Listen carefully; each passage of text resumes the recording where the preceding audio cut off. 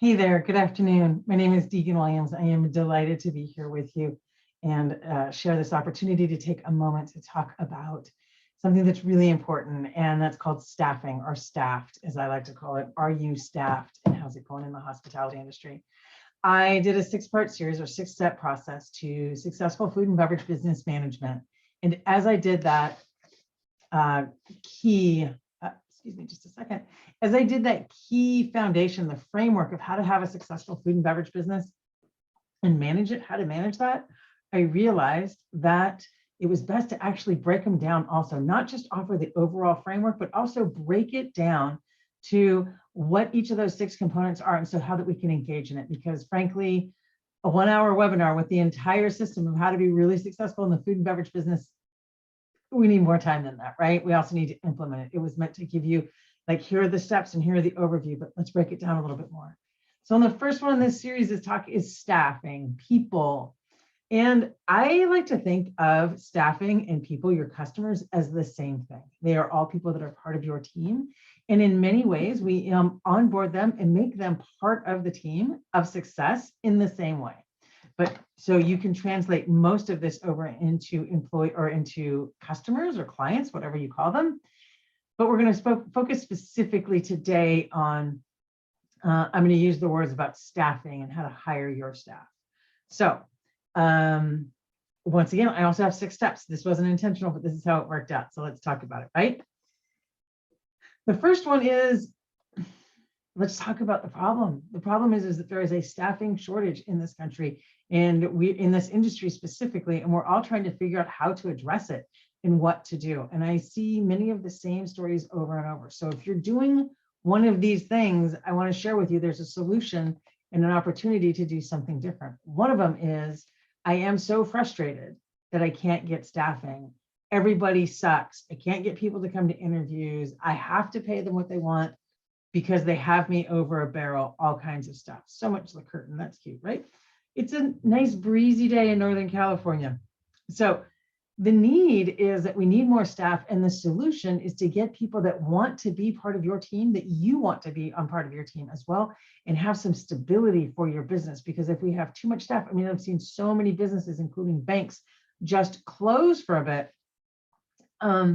because they don't have enough staff, right? And so there are other opportunities and other things that we can do as well. So we have the need and the solution. The need is we don't have enough staff, and the solution is we want more staff because, or so that your business can be more stable on a consistent basis, right?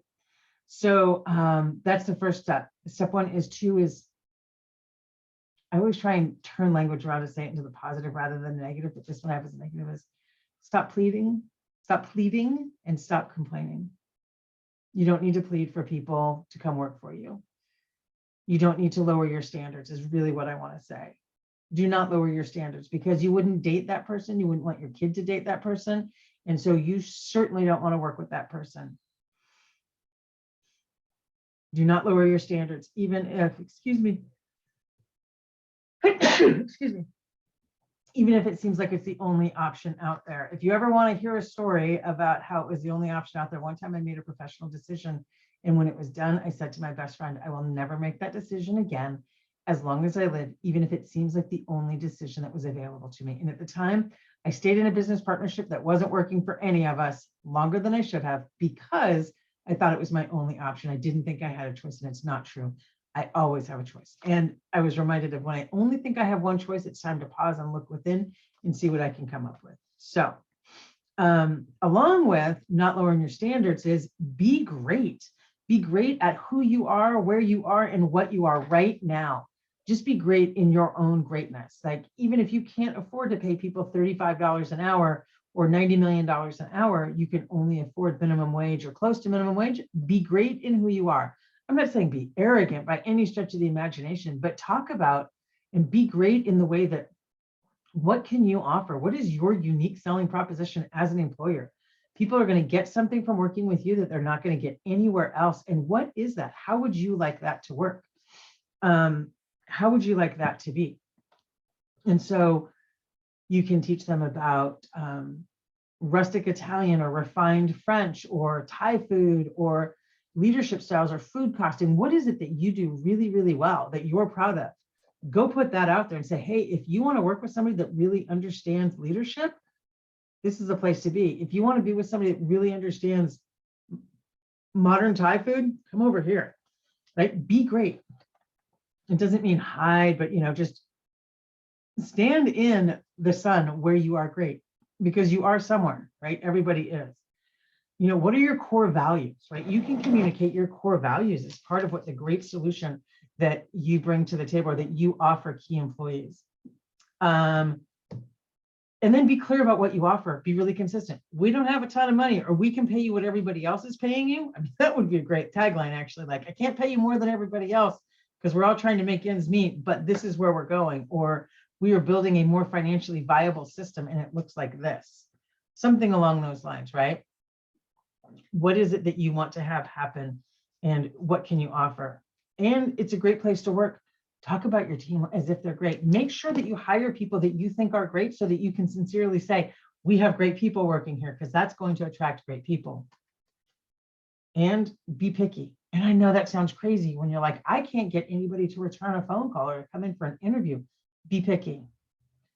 Don't hire just anyone, because you're going to remain living in your values. Or find a way to, I had a customer service experience earlier today with somebody who simply was undertrained and had no idea what she was doing. It was so frustrating because I repeated the request that I had like 4 times on a busy workday. And I was like, you have to step back and be kind to the person that's working customer service, because she clearly hadn't been trained and she clearly did not know how to take care of my request, which is I need to take 1 week off from this standard appointment. I need to have 2 the following week. And I sent her for a loop.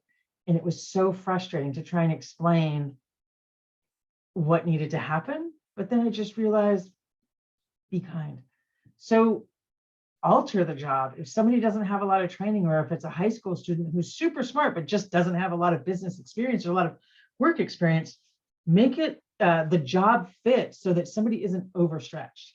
So there's that one. And create an excellent environment, because through hiring people that you believe in, knowing what you want, create an excellent environment so that you can be great and your system starts working for you. You don't have to keep doing it, because the system of lowering your standards and hiring anybody that will work isn't actually really helpful, because it just perpetuates the same negative place. So there's that. That's 3. And number 4, offer an on-ramp to something that's greater than what they can get elsewhere. I know this sounds crazy, but in survey after survey across the board, what is consistently reported is not just that employees want money, but what's most important to them about a job is being part of something that's bigger than themselves, right? And so be that. Create an on-ramp onto something that is bigger than themselves. Offer them the opportunity to do something, to be part of a team, a winning team, really. Most simply put, that's often what people are looking for. So offer an on-ramp to something that's greater than themselves. And that then invites creativity, energy, commitment, time, drive. If it's something great and we're creating a movement rather than a job, well, that kind of changes everything, right? If people want to be involved in a movement, a job is just something you have to do, but a movement is something that drives passion that you really get and want to do. So there's that. Create that on-ramp for them to something greater. And you get that on-ramp or that something greater by your core values in what you want to be. So that goes up to step 1, right? That's what we have there. And the next one is onboarding and training. Super, super important. I could talk about this all day long. Onboarding. It starts from the minute before they're even hired. It starts about how we communicate with them and getting them into the interview process from day 1, knowing what them knowing what your expectations are is actually a huge service in getting a great employee, because then if they know what they can expect from you, they're going to be more at ease and they're going to start working on a culture of communication and open communication, where we're going to talk about hard stuff, but we're going to talk about everything. Sometimes it's easy and sometimes it's hard. So onboarding creates an environment and a culture of communication right off the bat. So it's not a surprise when we get to later parts in the staffing equation or the staffed equation. So create that onboarding process and offer training, and training needs to be systematic. It's not just, it's certainly not just that's how you use the slicer to cut turkey. It is this is who we are as a company. This is the role that you're playing. This is what other people do. So much to it. I would be happy to offer a seminar on that because it is so very important. And I think it's the biggest key in being staffed or not being staffed.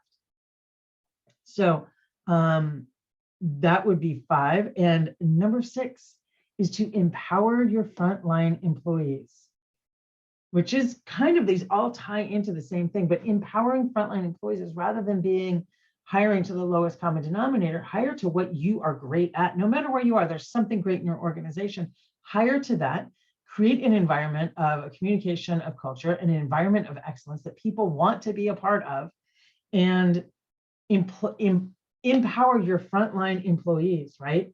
And the way that you do that is you share when, I'm gonna sneeze again. Welcome to spring allergies. Excuse me. Excuse me. Okay, I would stop, but I'm in the middle of this. So leaders empowering your employees is that leaders make mistakes. And when leaders make mistakes, employees feel safer. Be clear about them because we're human beings and we all make mistakes. Let's turn them into something good, right? Don't forget the tart tatin. That was an apple tart that was served up right, that flipped upside down on a plate. And then suddenly it had to be an upside down apple tart. And it's a famous dish now. And it's delicious. So there's a tart tatin. Show where leaders make mistakes. Focus on team members as people, not just tasks. And I don't just mean that like a happy employee is a good employee. Yes, that could be true to a certain extent, but it doesn't mean that you're buying everybody lunch on a daily basis, but you're treating them as a human being and not just somebody that is a task completer. Avoid distractions. Let's be clear and honest about what we're doing here. When we work, we work. And when we're on break, we check our phones, we check social media, but we don't do both at the same time. If you as the leader do that, you as the hiring manager, you as the highest ranking person in the organization do that, then you have an opportunity to show that that's who we want to be across the board. We have that. You want to avoid distractions, and then approach conversations with a beginner's mind, meaning asking questions, being curious. If you, each one of us, whatever position you're in, if we start a conversation with the beginner's mind of curiosity and opening and learning, then we create, once again, that culture, and everybody is doing it so that when there's a mistake or when there's something that could have been done differently, we are accustomed to having a communication about it to where somebody doesn't have to be wrong and we're not afraid. You guys, so many of us are afraid to have difficult conversations, and we can talk about the art of a difficult conversation. Absolutely. Right. So in doing that, it's absolutely super important to begin having these conversations by having conversations with the beginner's mind in our own self. Ask for feedback habitually, give feedback habitually. Just make it a common thing so we can demystify how incredibly scary and horrible it is. It's not that scary and horrible. It's in our mind it is. When we actually start doing it, it's okay. It's much easier, and I'd be happy to talk about that as well. You know, I recently started strength training, which I've never done before, so I'm lifting like 6 pounds at a time. And my strength training teacher in a class that I'm taking says, "Hey, Deegan," in a way that I know that there's going to be an opportunity for growth, and there's going to be some feedback. And I can either say I'm doing it wrong, or they say, "I have a thought. I'm wondering if you could do this." Or, "Hey, Deegan, don't forget to put your thumbs over the bar as opposed to under the bar." Stuff like that all has to do with creating feedback habitually. So it's totally normal and it's okay. And I'm happy to listen. All of that leads into us learning how to, or knowing how to problem solve as a team, which is super great and really important. If we problem solve as a team, we're going to find solutions together and we're going to take down problems as if it's no big deal. And then that ties into the very last point, which is that if you have all of these things on your team where it's excellence and they're empowered and they know where they're going and everybody can talk and we know what the value of this team is, and it's an excellent team that people want to be a part of, the next time you need to hire, you can say, "Who knows anybody?" Because all of a sudden they're finding their friends. So there you have it. That is a very rapid, really quick component of my 6-step process to staffed, how to be fully staffed with excellent, thriving employees in the hospitality industry. Once again, my name is Deegan Williams. I am the founder and owner of Culinary Business Strategy, and there are lots more videos to watch on this subject. Please jump into the YouTube channel or come visit me either on Instagram, Culinary Business Strategy, or my private Facebook group, Food Biz Builder on Facebook, and that is spelled food, B-I-Z, Biz Builder. I hope to hear from you soon. Let me know how this landed for you and what part you can incorporate into your business starting this week. Bye.